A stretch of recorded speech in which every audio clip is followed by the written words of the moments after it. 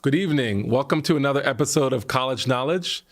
College Knowledge is a partnership of TeenSHARP and DETV with the support of Newcastle County government and County Executive Matt Meyer. I'm excited to welcome you to another episode. My name is Atinray Aline. I'm the co-founder of TeenSHARP, and we came up with this idea for College Knowledge, especially during this pandemic, to help families navigate the college application process and the admissions process.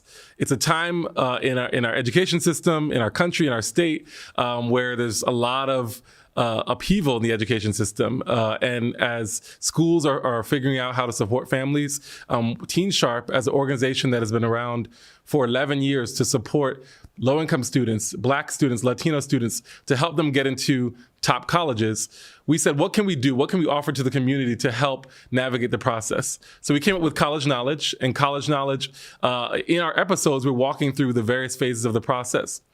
During our show, we also take live questions from our Facebook audience.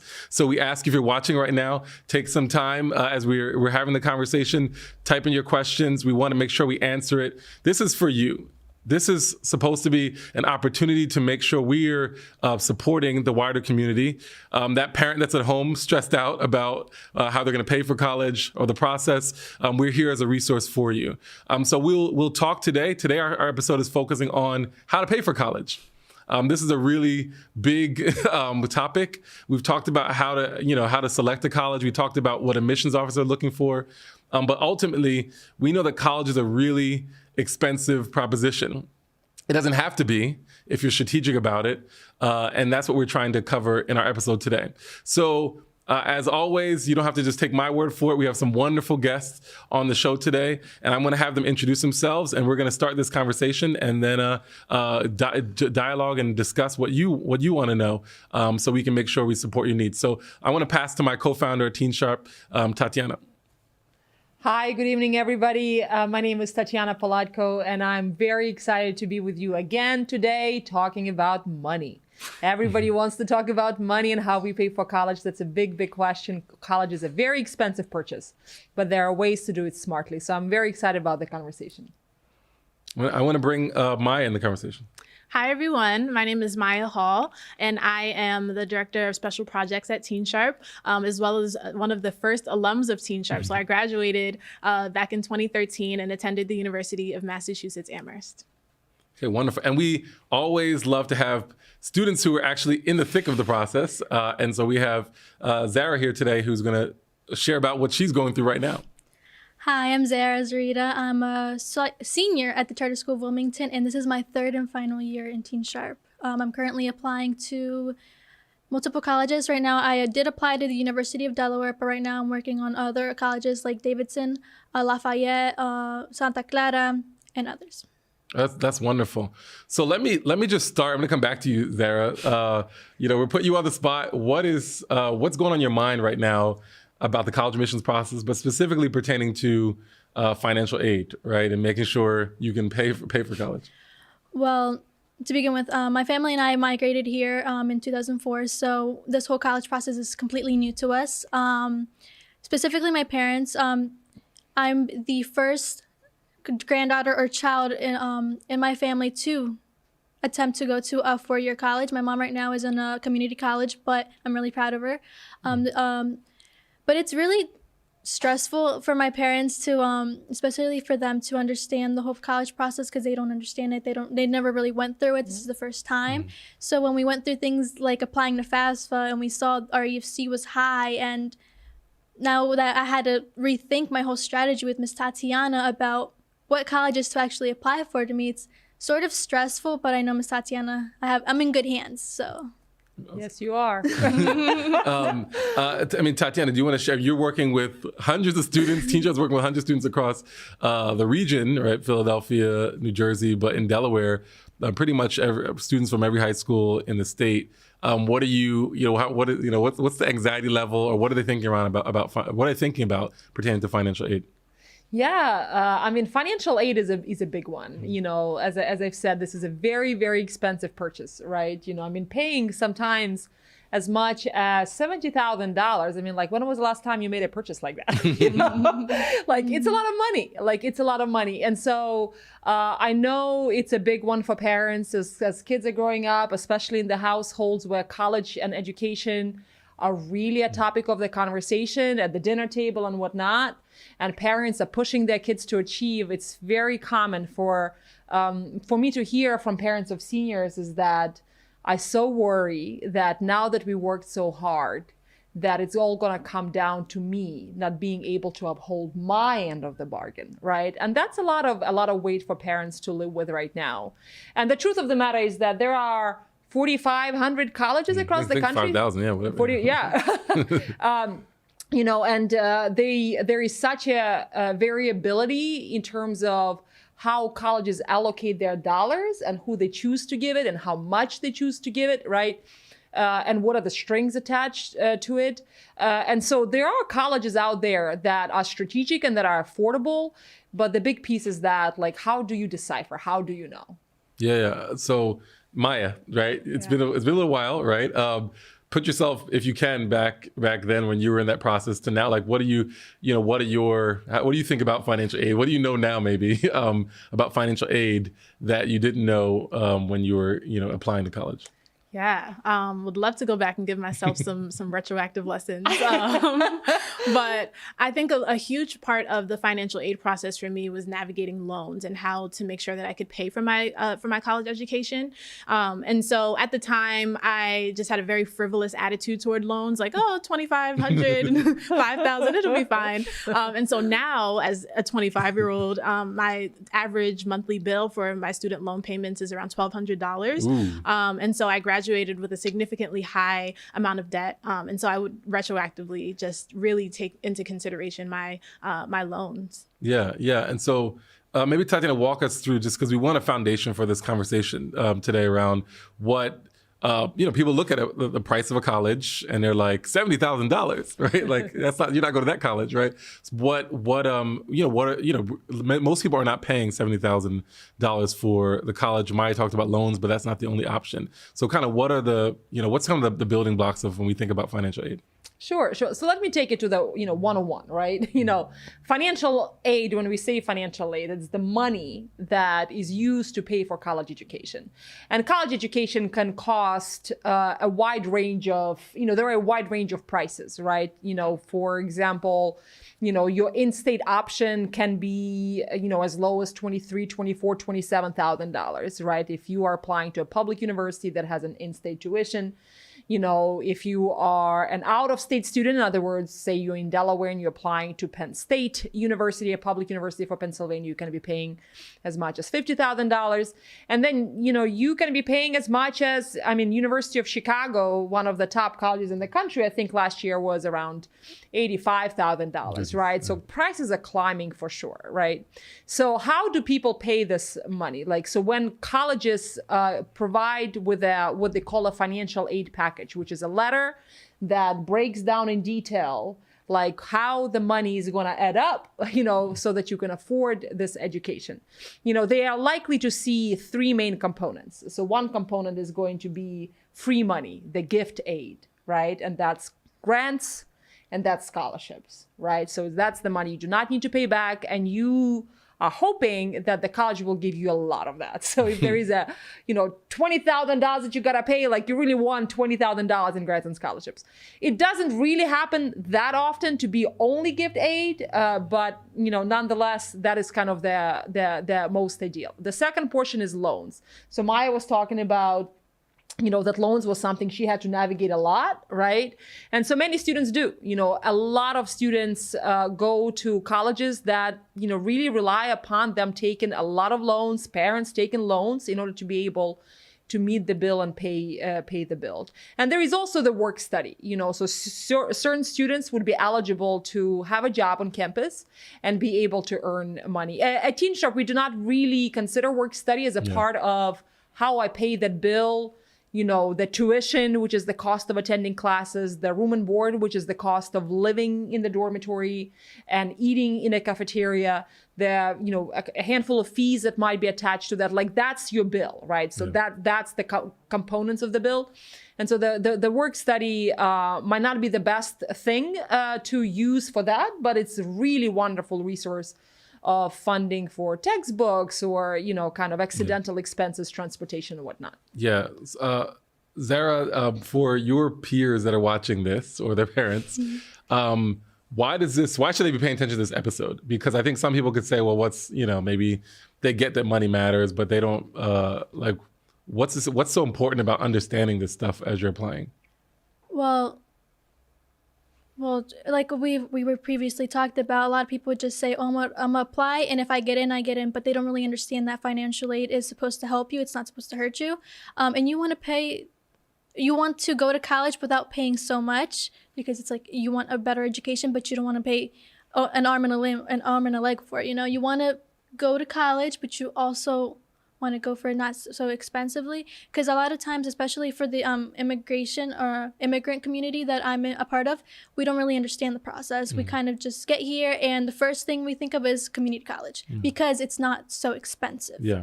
So a lot of times they don't really understand that the financial aid is here to benefit them, not to hurt them. Yeah. So I feel like that's a part of why it's so important to understand that financial aid is here to help you, and just apply to it. Just find a way. If you can pay, or if your parents can not pay so much, go for it. It takes a little bit of your time, but at the end, it's beneficial. It benefited me, at least, to understand that. Yeah. Because of my EFC, I had to switch gears, and I had to think of a new strategy in order for my parents and I to really understand how much we had to pay. Yeah, and we'll get back into, you said EFC, we're going to drop some jargon, but we'll get to what those terms mean, because it is important for you to understand that. But you touched on something important when I said, why is this important for those that are watching?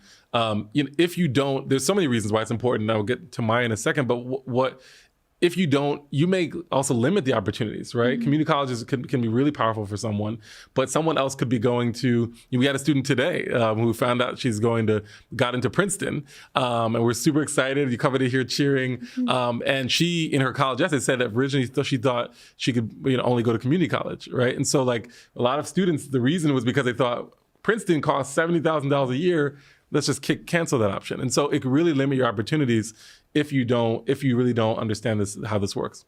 And so I just want to jump in, you should be paying attention. Yes. Because there are just so many myths, and we're going to get into some of them, that really cannot work out, in your favor.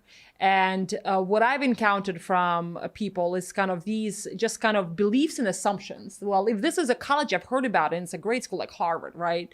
They're going to pay for everybody, for everything, right? And it doesn't work like this, right? And so often I hear from students, well, let's just apply and see what happens. I'm like, I know what's going to happen. I know what's going to happen. There are very specific policies that this institution has that I can predict with pretty high certainty what is going to happen. And sometimes that prediction is very favorable to student A, but it's really bad for student B, right? So you can apply to a range of schools and get admitted, and you might not be able to afford any of them. Yeah. So that is why in TeenSHARP, we always tell people, our goal at TeenSHARP as advisors is not just to get you into, many colleges that you can select from. I want you to be able to get into colleges that you also can afford, and then you can select from there. Yeah, I think we'll talk more about that after a break. But if you drop your questions, if you're watching on Facebook, drop your questions in the chat so we can address your direct questions. But also go to teensharp.org/college knowledge, and we sign up, and we can also support you beyond the show to make sure you have what you need in the process. But we're going to jump into so many more myths after the break. So keep watching, and we'll get to it.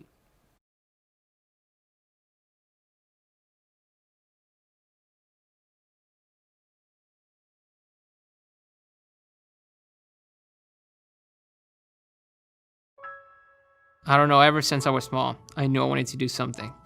I wanted to go to college. I wanted to give back to my community. And for that reason, I knew that college was for me. I moved here from the Dominican Republic 2 years ago, and I had no idea about the education system or how it worked. And I didn't speak English at all. And TeenSHARP was a great help for me to like guide me and tell me all the things I had to do. And Miss Kim and Miss Tatiana were always there, and you know, the whole team were always there to teach me and to guide me.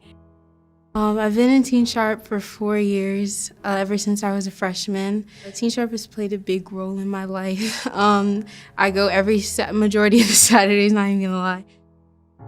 I just want to be an example for everyone that's coming after me, and I want to be able to be that person for someone who is looking up to me, because I know there's a lot of people who are counting on me. So the main thing is just the fact that I want to be an example, and I want to, you know, let people know that it is possible to do. Letting down be my mom.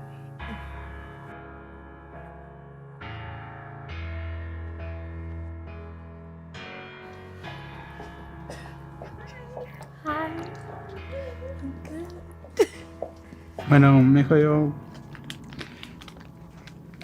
no sé cómo decirlo, pero me siento muy orgulloso de usted por todo lo que está haciendo en su estudio.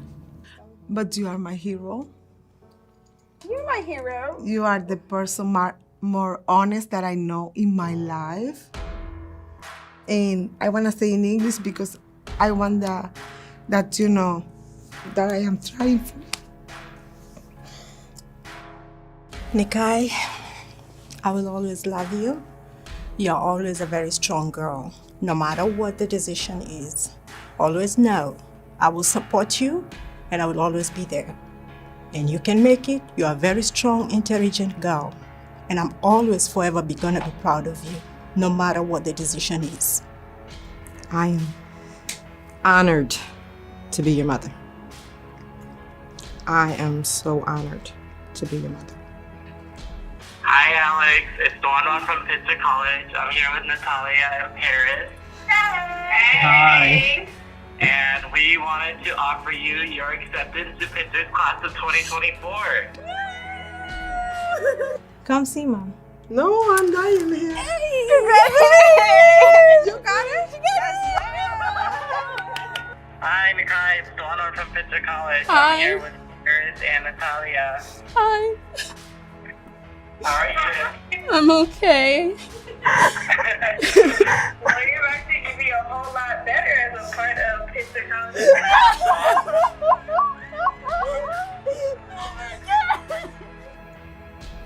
It says your connection was interrupted.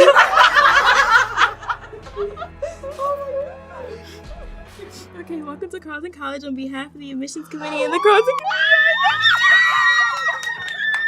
Oh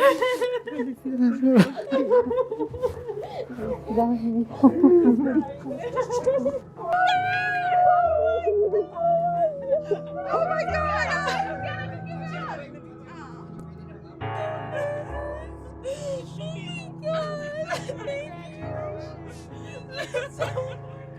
Oh, baby, I love you. I love you. I love you so much. This is yours. This is yours.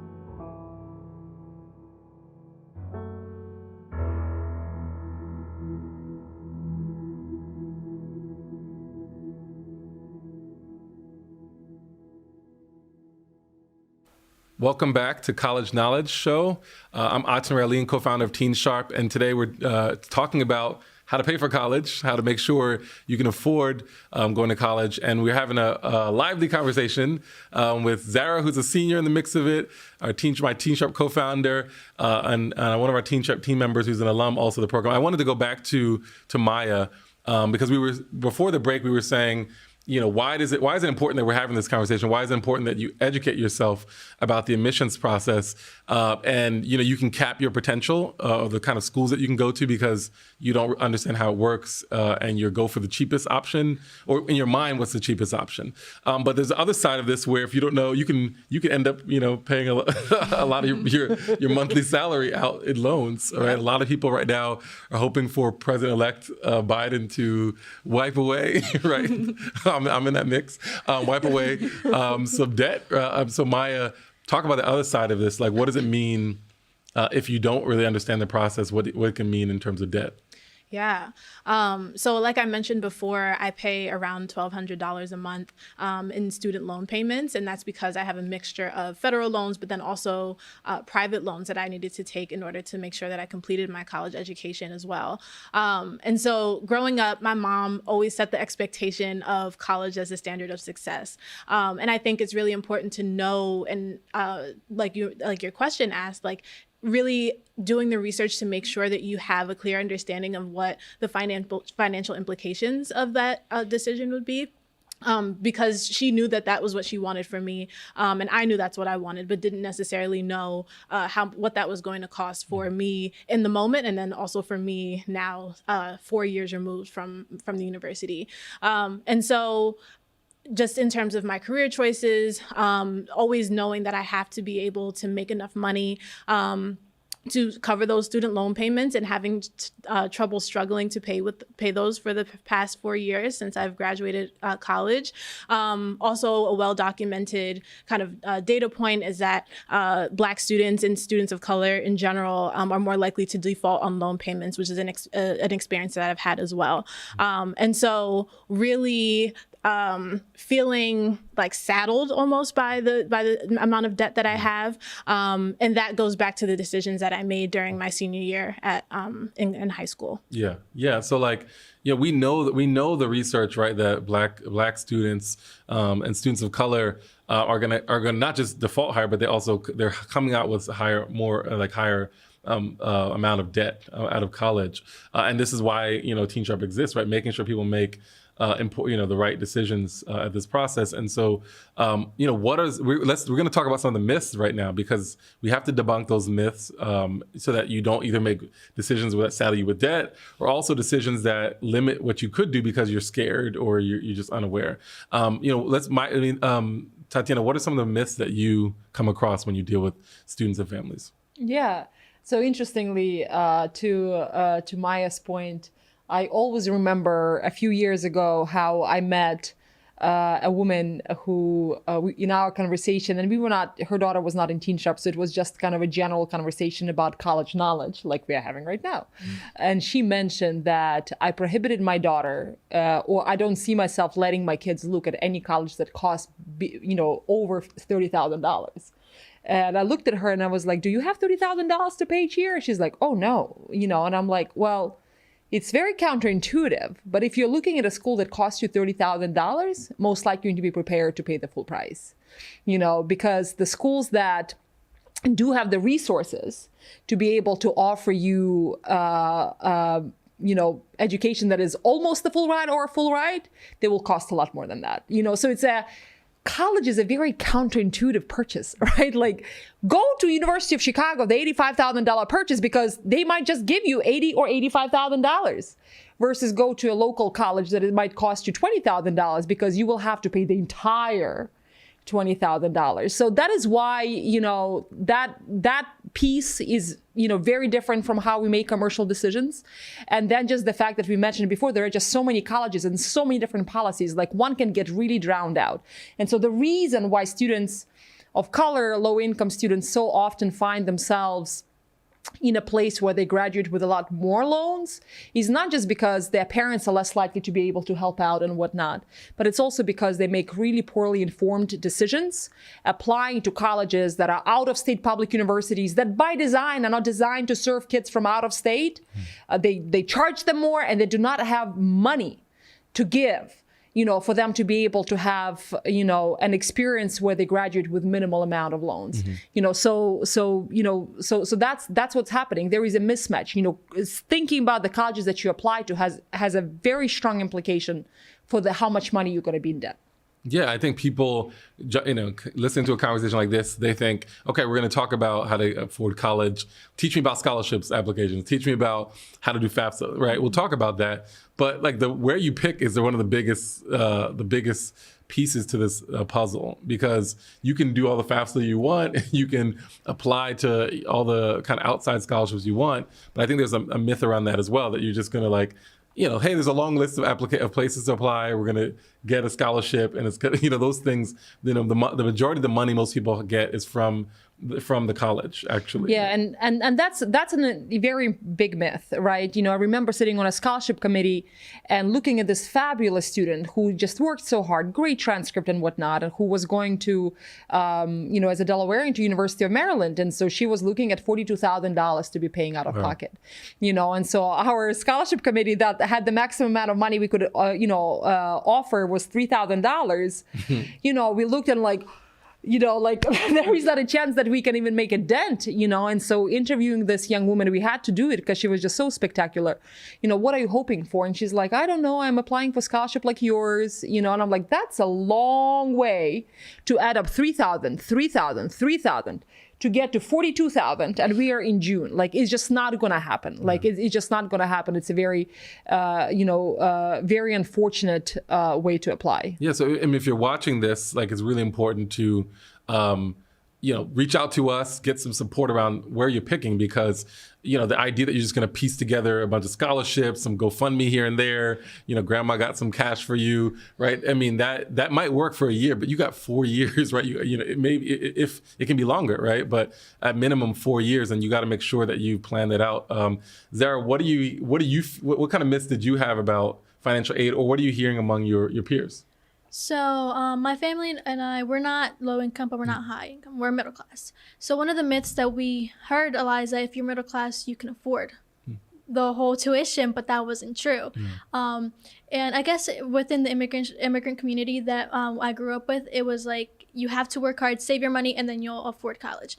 But because we saved so much, specifically my parents saved so much money and they worked so hard, they saved up a lot of money, but that hurt us in the end, because now I had this whole myth that, as long as they have as long as they saved up so much money, they're able to pay. But that was not the reality. Instead, I have to actually, like with Ms. Tatiana said, with the FAFSA, with the EFC, it just hurt us in the end. And I had to kind of retract everything. Okay, now I have to apply to scholarships. I won't be able to get grants probably. The last thing we want to do is get loans, obviously. So one of the biggest myths was if you're middle class, you're set to go, which hopefully with President-elect Biden, something happens within that so that we can live comfortably, but also not worry about spending so much money on a college education. Yeah, it's a very real consideration, because a lot of times, a lot of the students in TeenSHARP, we have low-income students. We have students that are also middle-class students, right? And I think they're not always talked about in the conversation, right?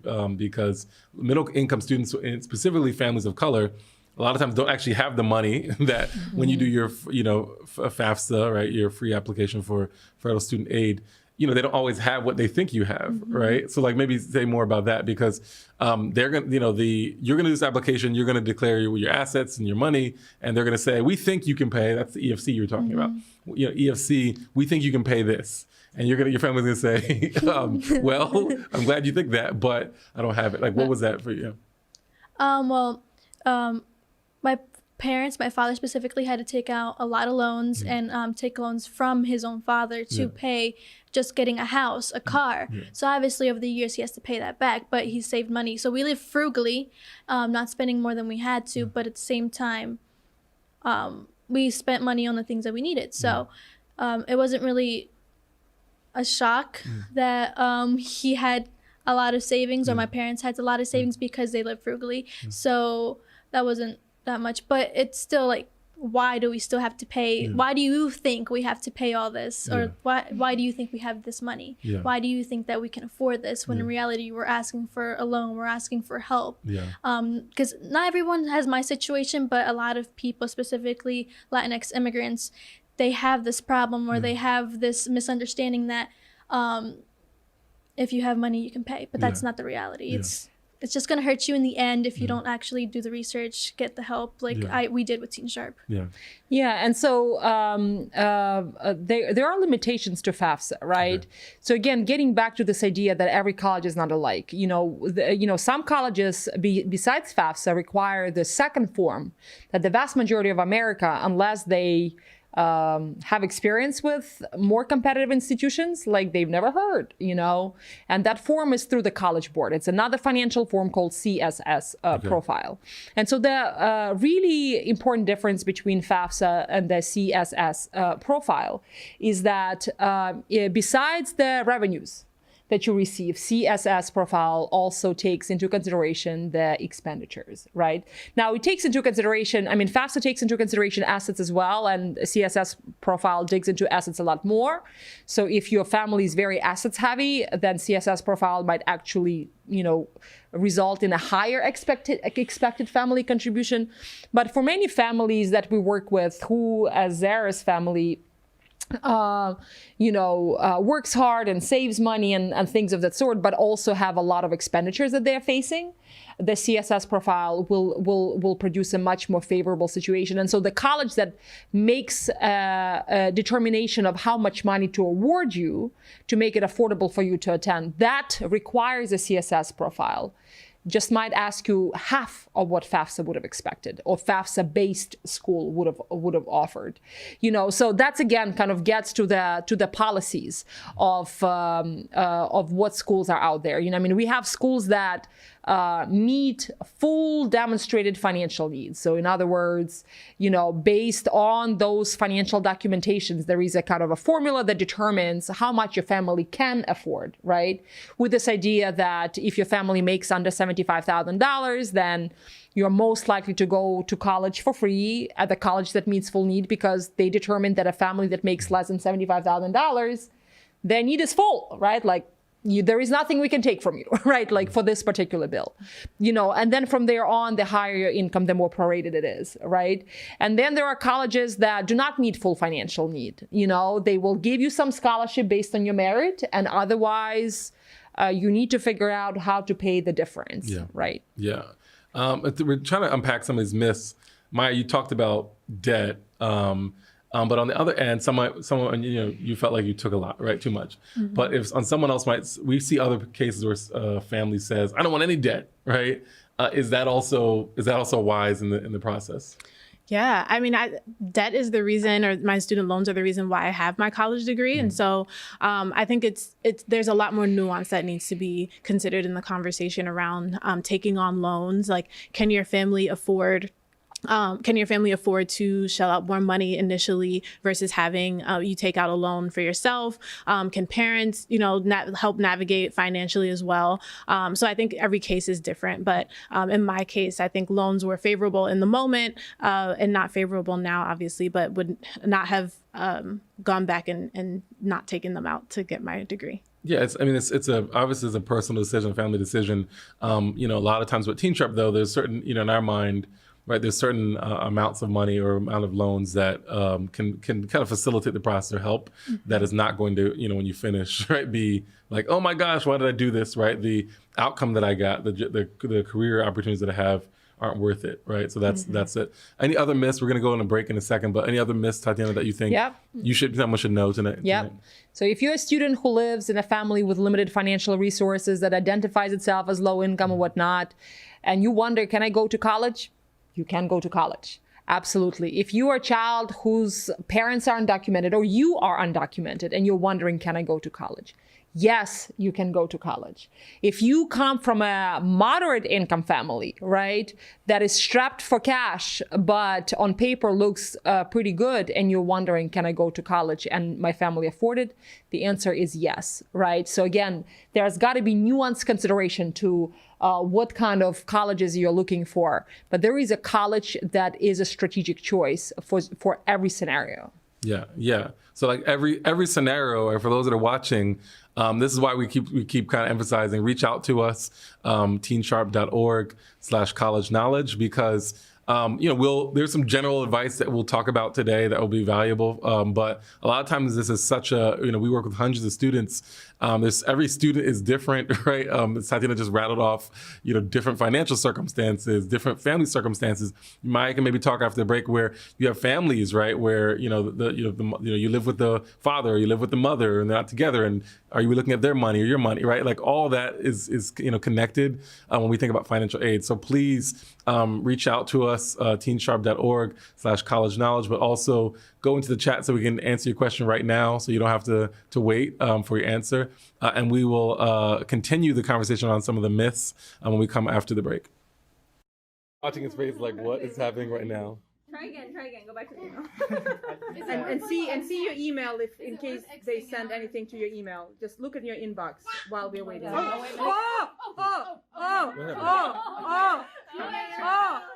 calm down, guys. Hold on. Oh my gosh. Calm My down. gosh, it's Calm down. happening. Calm down. Calm down. Ah. Calm down, guys. It's a video. What's that? It's a video. It says welcome 2024.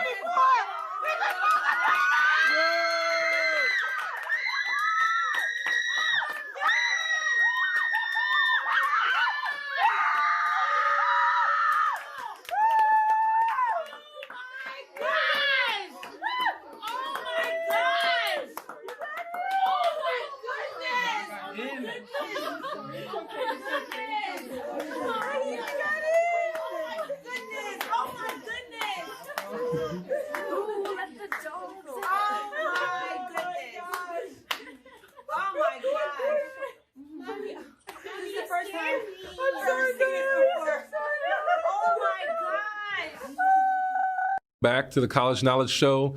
Our topic for today is how to pay for college. College can be very, very expensive. It can, you could leave saddled with debt. You also can limit your options if you don't think about the decision strategically. This is not something to be afraid of, right? To make a fear-based decision. And so we're trying to allay the fears today, right? Debunk the myths and really provide families with information that they can use to be empowered when they're making this decision. But we want to, before the break, we were talking about how there are different scenarios, like different family scenarios, and, all the complexity that we all got in our families that we, think about during Thanksgiving, right? Like all that stuff comes together when the government is saying, or the schools are trying to figure out affordability. And so, Maya, maybe you can share more about your family dynamics and how it impacted your kind of financial aid or just thinking about financial aid, because we have a lot of families who it's not the the TV the TV family where it's like mom and dad and this and that and everyone has a job or whatever, right? There's so many different things, and that's the factors in for your financial aid. Yeah, absolutely. So my family was blended in some ways. So my mom, when I was in high school, got married.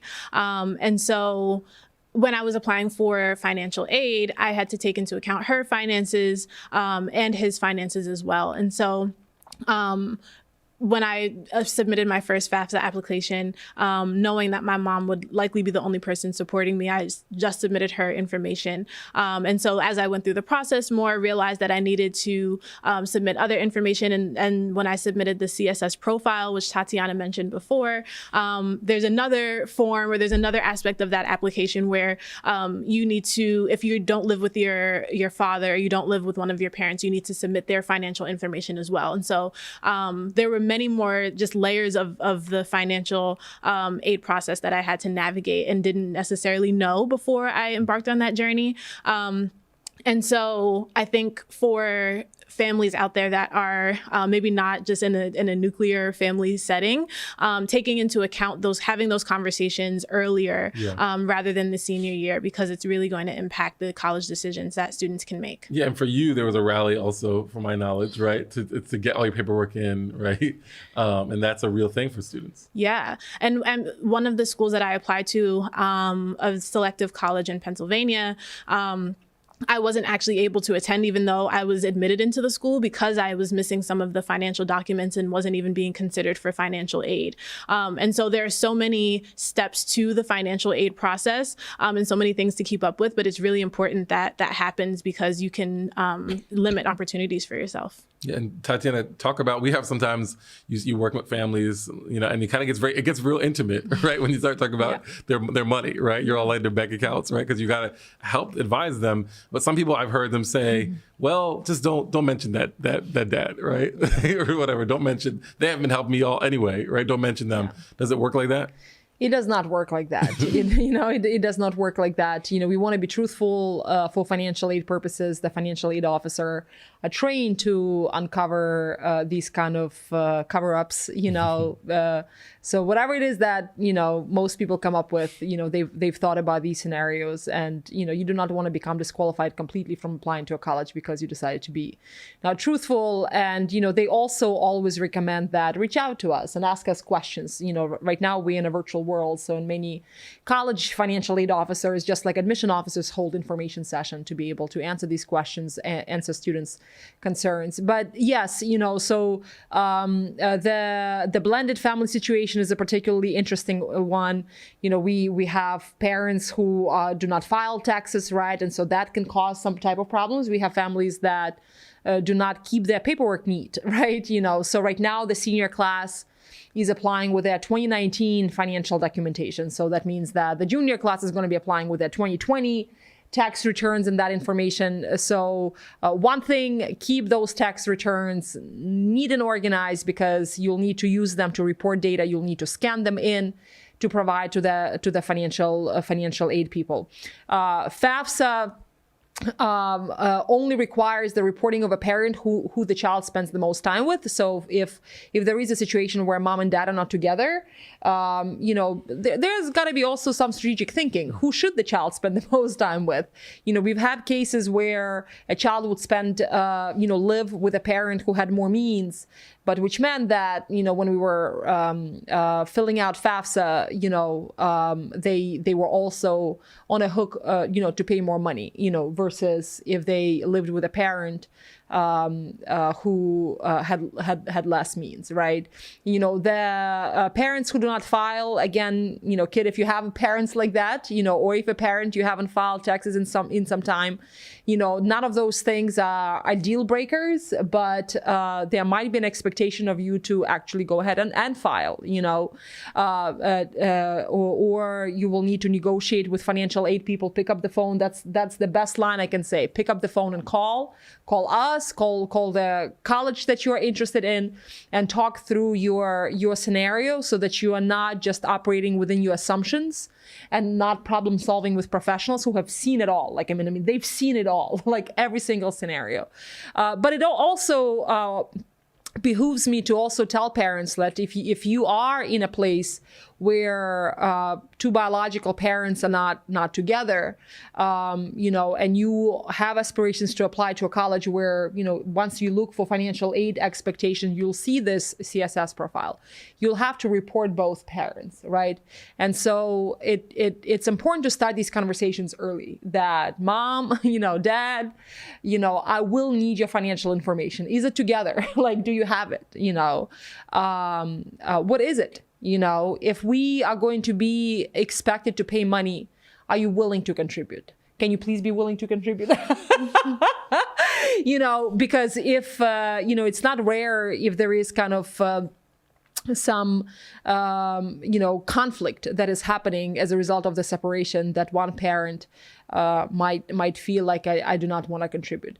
And the final scenario, I'm going to say that we also have kids who are no longer in touch with one of the parents for whatever reason. They are no longer in touch with one of the parents. And so don't listen to me and think that, oh my goodness, they're going to be asking me for the information of a parent I haven't seen in ages. I haven't been in communication. No, they're not. So there is also a form that you can fill out that you're not in touch with a parent, and they will verify some things. But if at the end of the day, that is the truth, you will proceed with filing information only for the parent who is actively in your life. Thank you. That's great information. Zara, we talked a lot about where, given your circumstances, you need to really be strategic about which college you apply to. So can we now get into that with you? So, because we want to help people understand there are different types of colleges and like the strategy there. So what's the kind of strategy you're thinking about right now? Well, let's say from the beginning. I was originally dreaming of applying to Pomona and Carleton. Those were two of my top colleges. But once we found out that my EFC was high and, top colleges don't really give a lot of financial aid, Miss Tatiana's like, okay, that's it. We're gonna retract. So luckily we had 20 more colleges that she gave me a list of, and I've been researching. So my plan right now is to specifically apply to merit merit aid scholarships, and like today the Davidson one was due. So luckily I've had a counselor who sent my application in or my reference in, and those are specifically what I'm applying to right now because of my situation. But my parents, at the end of the day, they said if we have to take out a loan, we'll take it out. But right now, try the best you can to just get scholarships, aid, because we just need to think strategic. They don't want a bunch of student loans on me and on them, because at the end of the day, they still have another child at home. They still have loans to pay. They still have other things outside of just college to deal with and to worry about. Yeah. And so for you, just to make sure our viewers understand, applying to the Carleton College or Pomona, which are your original kind of top choices, applying to those schools, that's another myth, right? That they don't, all the students that go in are top students, right? Mm-hmm. So they don't really have merit aid. A lot of these top schools don't have merit aid. It's need-based aid. Mm-hmm. And so can you maybe explain the difference between the two?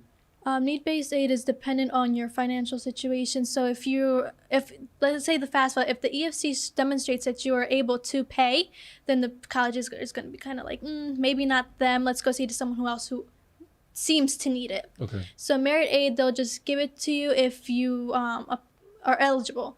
Sometimes they have different criterias, but overall merit aid, anyone can apply to. Yeah. So that's the ones that I'm applying to. Yeah, and so you're looking at schools that have, so how did you, walk through, how did Davidson come on you? How did you find those schools, or what are you thinking about? Well, me and Miss Tatiana, we had an advising session after we found out my FAFSA results, and she gave me a list. So we started looking at which colleges she thought was best for me and which colleges would excite me. Yeah. So we started doing that, and previously I was focused more on my personal statement, but now that I was done, I focused more on researching. We have on Saturdays TeenSHARP, where we have a senior lounge, and then in that hour I typically try to look at different merit aid scholarships, college research, focus that hour or two into that moment where I had time to just concentrate. Yeah. But I specifically looked up the college name and merit scholarships, and it would come up right away, and all I would have to do is read it, look at the due date if it was part of the application, because some of the colleges you just have to select, yes, I want to be recommended, or I want to be a part of a merit scholarship on Common App. Others, you have a separate application or separate recommendation from a counselor, teacher, or someone that you're close to. Mm-hmm. So those are the ones that I started working with Miss Tatiana and Miss Vicky. We started writing our supplementals for those colleges. And right now, that's what we're focused on. But most of the time, I just researched it, and it was a simple Google search. Sure. And that was pretty much my whole process. Sure, thank you. Tatiana, so what are some of the different types of colleges that people should be thinking about given their financial circumstances? Yeah. So before I answer that question, let me kind of do one point of clarification. Your financial aid, the money, can come from three different sources. One of them is federal government, another one is state government, and then the final one is the college itself. And so that last piece, how much money college itself is willing to allocate is very, very different, right? And so in TeenSHARP, I'm of the belief that I do not want to be hunting or have my students hunting for outside scholarship, because like I said before, it's a long time adding up little bits of money to be able to get to a higher cost of attending a school. But I'm looking for the schools that are much more generous with their own resources. There are state scholarships or grants, or rather there are federal ones, but they are very modest in their amounts. And then of course there is federal loan, which is kind of the only loan that we recommend, at TeenSHARP, that is most favorable, percentage-wise. So that is kind of what we are prioritizing. So when we are looking at schools, we are looking for the ones that have the endowment and that also have ability to meet students' financial need. And just kind of a point of clarification to what Zara has shared, need means that the college that says I want to meet full need arguably is a pretty good philosophy. I'll charge you what you can pay, and if you can pay the full sticker price, that's what they call it, the sticker price, the cost of education that you see, then that's what you're going to pay. But if your family can pay less than that, like half of it, or so your money gets prorated, and your expectation to pay gets prorated based on what your need is. I mean, our families of color end up being in a tricky situation because a lot of times the expenditures exceed what their revenues might be. Yeah, I mean, I think when we come back from the break, we can talk more about, because you have to do FAFSA to figure all this stuff out, right? So some people, if you haven't done that, that's something you want to do, and we can talk more about how to support you to get that done and what resources are available for you. So. Okay, wait, financial aid award. She said, I'm worried about financial aid. Oh my God, that's what they give me? Hold on.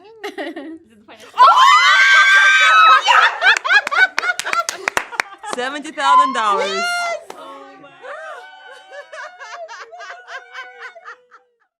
Watching his face like, what is happening right now? Try again. Go back to the email. and see your email if in case they send anything to your email. Just look at your inbox while we're waiting.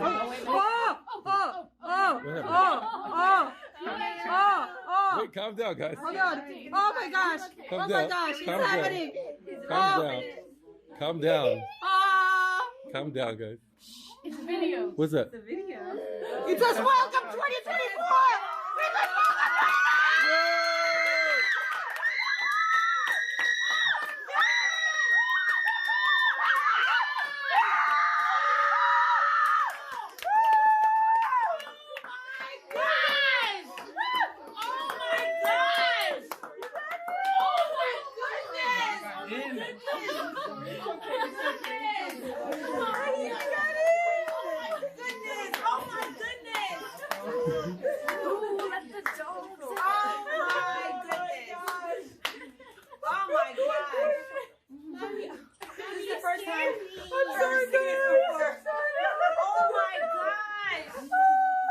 We're back on College Knowledge, and we're working through how do you make the right choices about applying to college?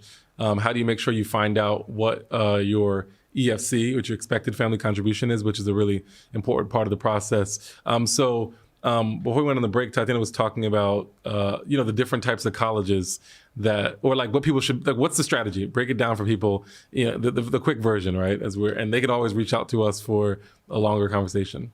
Yes. So if you are a student coming from low-income family, let me kind of start with that end of the low, economic spectrum.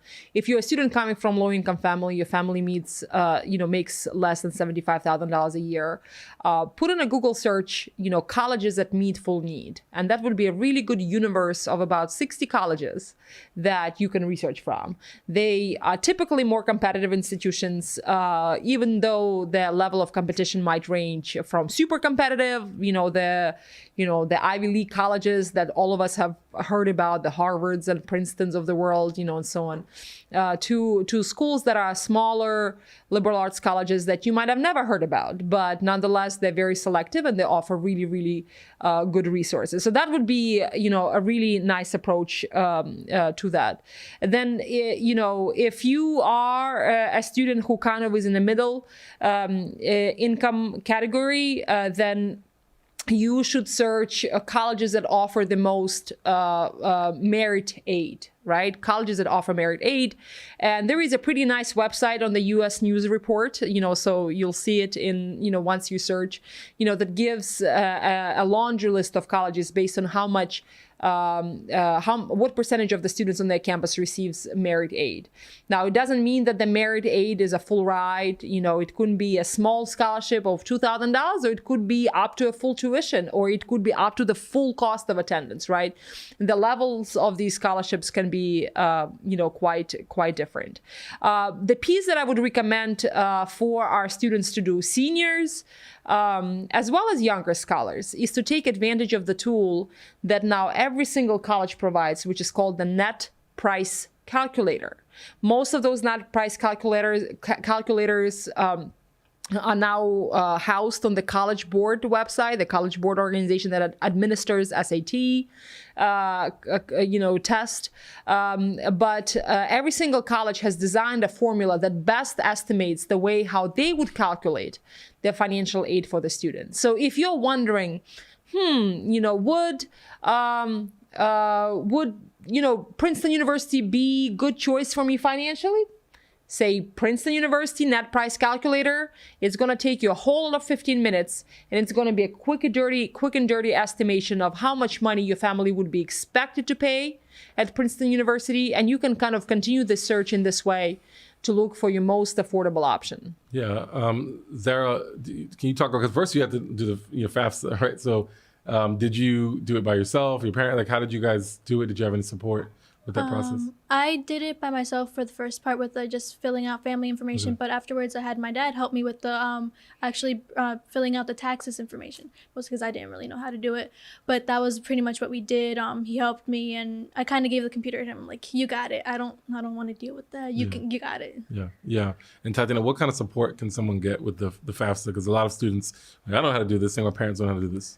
Yeah, so Fafsa opened up on October 1st, and you should be finishing it up right now. If you haven't finished it yet, and if you are a senior, you should be finishing it up. If you're a student who is younger, you do not need to worry about it just yet until the October 1st of your senior year. If in Delaware, the Department of Education has been very generous to provide a lot of support, especially this year through the Stand By Me organization with FAFSA completion. Many TeenSHARP students have taken advantage of this, scheduling 1-hour appointment through the website called www.delawarestudentsuccess.org. So www.delawarestudentsuccess.org. If you go to the calendar of events right there, you'll find a lot of fun workshops, but the first thing that you will see would be the FAFSA one-on-one completion appointment, FAFSA completion appointment one-on-one. So that's a really, really great resource. Again, if you are a senior and you are planning to go to college, please hurry up and get it done. It should not take you more than a couple of hours, but could be more than that depending on the complexity of your financial situation. Maya, as we're getting close to wrapping up, what advice do you have for students and families? Yeah, I think along the same line of the message I was saying earlier around having conversations early around finances for paying for students and going to college. Particularly if you're coming from a blended family situation, or you're coming from a family that is not just a two-parent household. Aside from that, I think like you mentioned earlier, like a lot of this comes down to your college choices. And so really seeking out advice, seeking out guidance. You mentioned that students and parents can go to teensharp.org/college knowledge to really get information and advice around the college process, and really having heeding advice from people who do this for a living. Yeah, I mean, this is what as Maya kind of gave me a great alley-oop right before to dunk as we were kind of wrapping up. But thank you all for sharing so much great advice. But we're here to support families. We have a text. You can go to the website and see where you can text us as well to get direct questions answered. Sign up at College Knowledge, teensharp.org/college knowledge, and we'll help you. But what I want us to wrap up with is what Tatiana said. It is possible. It is possible. We keep saying that every week. It's possible for you to go. Don't let a myth or fear or what someone told you limit your options. There are people that are available to support. We're here to support, and we look forward to kind of engaging with you beyond the show. We're going to be talking about this also next week, talking more next week about what parents need to know, what they can do. So continue to tune in on Tuesdays at 7:30. We're excited to be working with you.